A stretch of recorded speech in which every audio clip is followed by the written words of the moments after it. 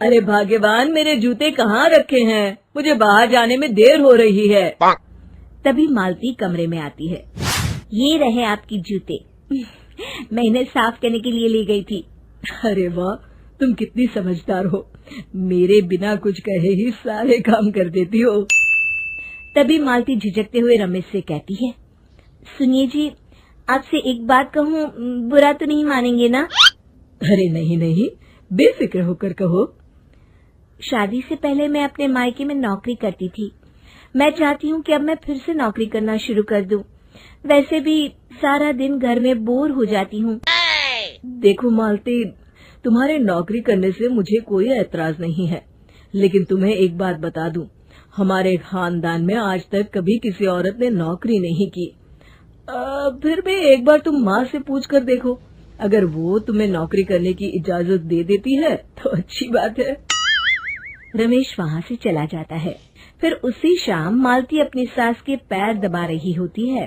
तभी उसकी सास मालती से कहती है, अरे क्या बात है बहू, आज तो ठीक तरह से मेरे पैर नहीं दबा रही। किसी ख्याल में खोई पड़ी है क्या? मैं भी तो जानूं आखिर बात क्या है। अब दरअसल वो माँ जी।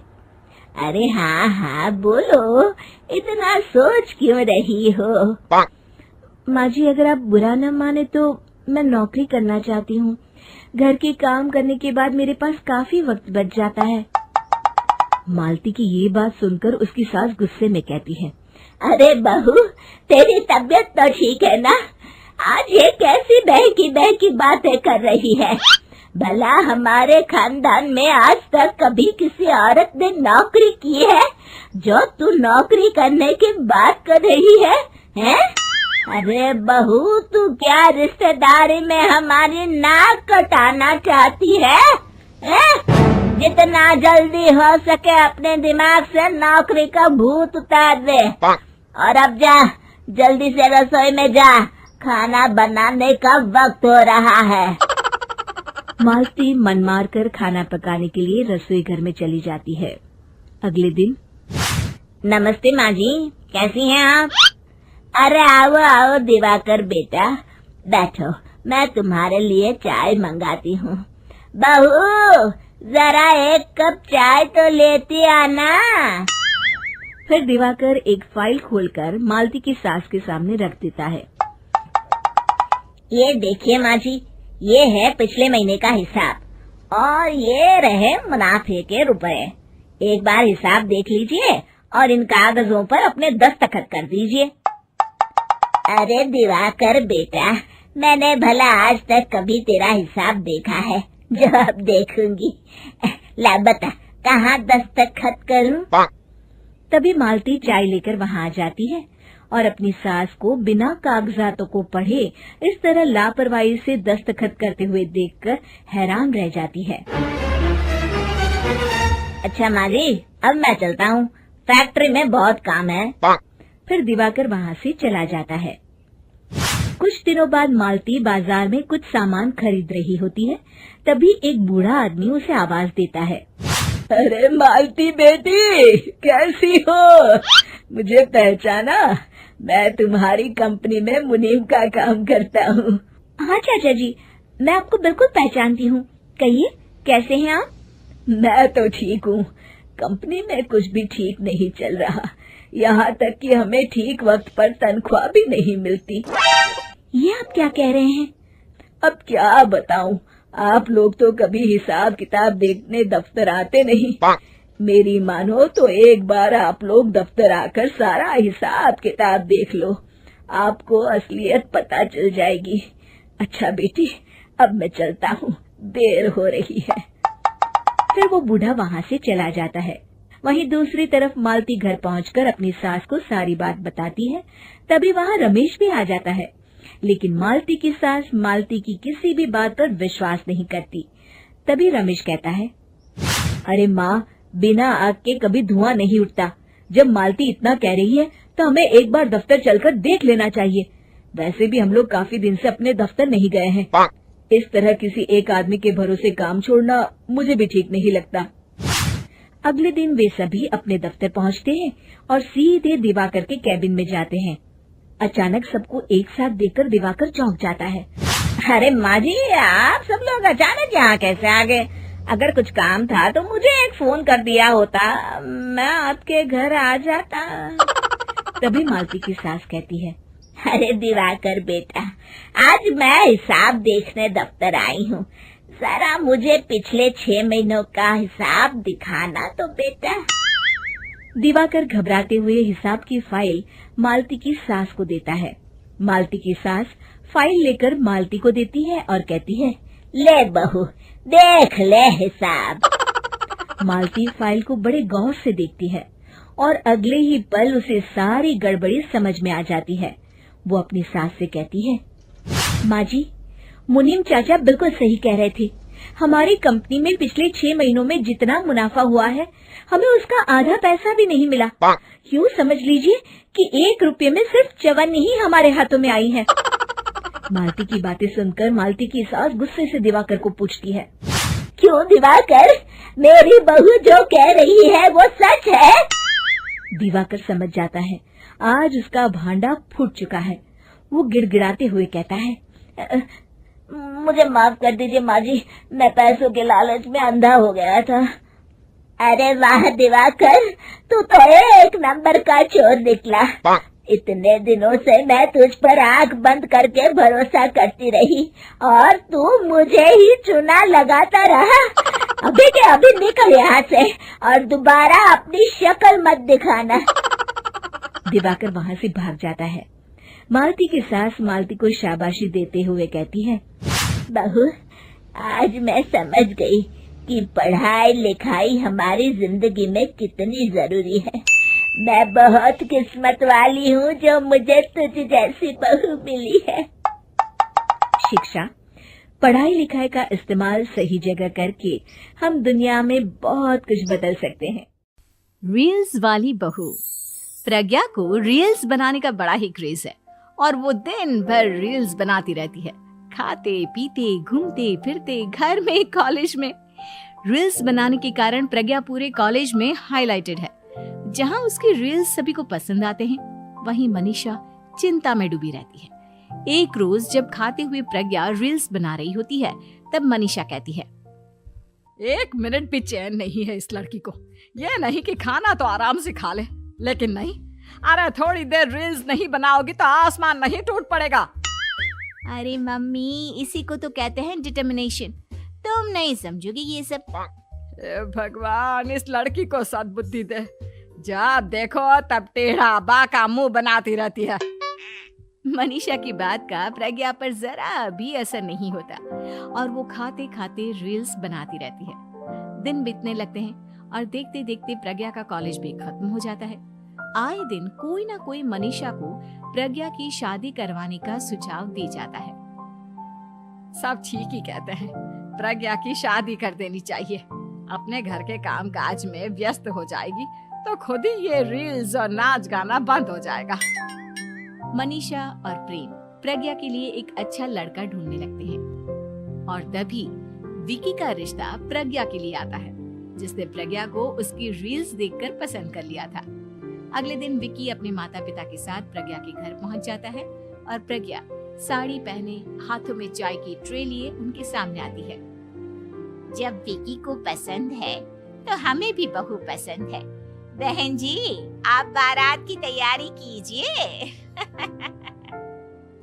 एक बार लड़का लड़की अकेले में बात कर ले तो अच्छा रहेगा। हाँ हाँ, क्यों नहीं। मनीषा विकी को प्रज्ञा के कमरे में भेजती है, जहां प्रज्ञा पहले से ही रील्स बना रही होती है। तभी विकी कहता है, आ गए आपके साजन जी। हमारे साथ ये रील्स कंप्लीट करती तो और भी अच्छा रहता। अच्छा जी, अब आ ही गए हैं तो बना ही लेती हूँ आपके साथ। दोनों मिलकर रील्स बनाते हैं। जब वी मीट और तुरंत पोस्ट भी कर देते हैं। फिर विकी कहता है, जब आप साड़ी में चाय लेकर आए तब मुझे लगा कि कहीं मैं गलत घर में तो नहीं आ गया। अब सही है। दोनों की शादी पक्की हो जाती है। और शादी के दिन भी प्रज्ञा रील्स बनाने से चूकती नहीं। यहाँ तक कि बारात के समय भी नाचते हुए रील्स बनाती है। सभी लोग प्रज्ञा की तारीफ के पुल बांध देते हैं और प्रज्ञा नाचती गाती अपने ससुराल चली जाती है। सब कुछ अच्छा चल रहा होता है। प्रज्ञा यहाँ भी दिन भर हर चीज की रील्स बनाती रहती है। लेकिन कुछ दिनों के बाद जब सुनीता कहती है, बहू, ये रील्स के साथ साथ कुछ काम भी कर लिया करो। वैसे तुझे और क्या क्या बनाना आता है? मम्मी जी, वैसे तो सब कहते हैं कि मैं सब कुछ अच्छा बनाती हूँ, लेकिन मुझे लगता है कि मैं मैगी अच्छा बना लेती हूँ, हाँ कॉफी भी अच्छा बना लेती हूँ, और मुंह तो सबसे अच्छा बना लेती हूँ। हैं? अच्छा अच्छा। सुनीता अपना माथा पकड़ लेती है और कहती है, बहू, कुछ खाना बनाना भी सीख लेती। मम्मी जी, मैं लंबी प्लानिंग कर रही हूँ। जल्दी ही मैं इतनी फेमस हो जाऊंगी कि मुझे पैसे मिलने लगेंगे। हम दोनों सास बहू राज करेंगे, राज। नौकर काम करेंगी और लोगों की तो लाइन लगेगी हमसे मिलने के लिए। तेरा दिमाग खराब हो गया है क्या बहू? हंसी मजाक तक ठीक है, लेकिन इस तरह घर नहीं चलते। जितना जल्दी हो इस घर के तौर तरीकों को सीख लो। प्रज्ञा मुंह घुमाकर चली जाती है और तुरंत उसी वक्त एक रील बनाती है। ये देख सुनीता का गुस्सा 7वें आसमान पर चला जाता है और विक्की के घर आती ही सुनीता उसे सब कुछ बताती है। विक्की भी अब प्रज्ञा की इन हरकतों से परेशान हो जाता है। तुम टेंशन मत लो मम्मा, मैं देख लूंगा। विक्की कमरे में जाता है तो देखता है कि प्रज्ञा रील्स बना रही है।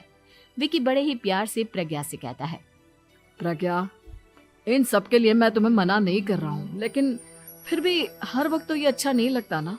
समझने की कोशिश करो, मुझे भी तुम्हारा थोड़ा वक्त चाहिए। मैं जब ऑफिस से आता हूँ तो मुझे समय देने की जगह इसी में लगी रहती है। तुम ज्यादा ही सोच रहे हो।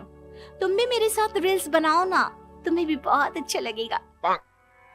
तुम्हें इज्जत से कोई बात समझ में नहीं आती क्या? दिमाग खराब हो गया है तुम्हारा इस चकाचौंध से। अगर तुमने अपना रवैया नहीं बदला तो मैं तुमसे दूर चला जाऊंगा।